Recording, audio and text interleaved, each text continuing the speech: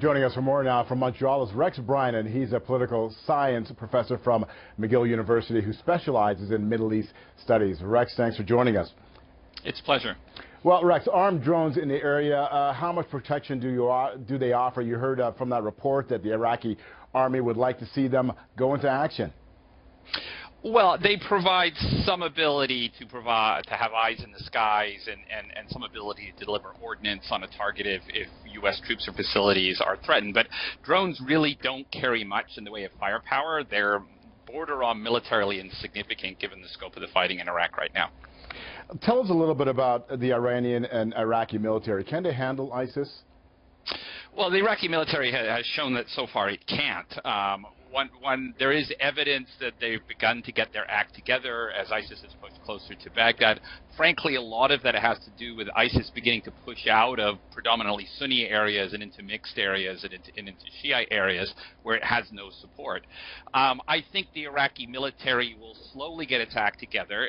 It's going to have training and equipping coming both from the Iranians and from the Americans.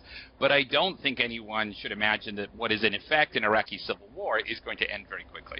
Now, the U.S. has sent 300 military advisors to the area. They can't engage. They're not. You heard from the U.S. that they're not going to put boots on the ground. Do you think the leaders of ISIS have this in mind, and they may be stopped from pushing forward? No, I don't think that ISIS is particularly deterred by a few hundred American military advisors or a few hundred Iranian military advisors. I think their problem is that they risk being overextended. They do not have a large number of fighters, although presumably they're recruiting and training additional fighters now. They've certainly captured a great deal of military hardware. And as I said, the physical geography and demography is such in Iraq that as they begin to push south, they move out of areas where they enjoy a tacit degree of support into areas where they're deeply hated by the Shiite population, and that changes the dynamics of ISIS's ability to fight. So at the moment, the U.S. and Iran is not really doing much that's stopping ISIS. It's that ISIS is running out of supportive areas to fight in, and I think the Iraqi government is getting a small part of its military act together, although a very, very small part. And I should also say the real key here in Iraq is getting the politics right, not just getting the military stuff right. Okay, you know what, Rex, you raise a great point here when you talked about the geography of the area, very complicated part of the world. What about Syria's role in this conflict?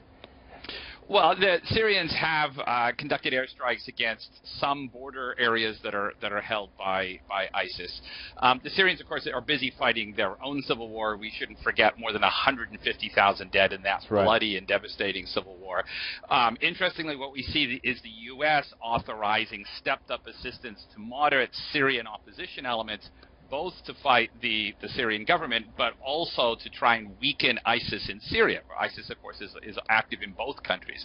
So a very, very complicated political picture. All right, Rex Brynen, a political science professor from McGill University. Rex, thanks a lot for joining us on this. You're welcome.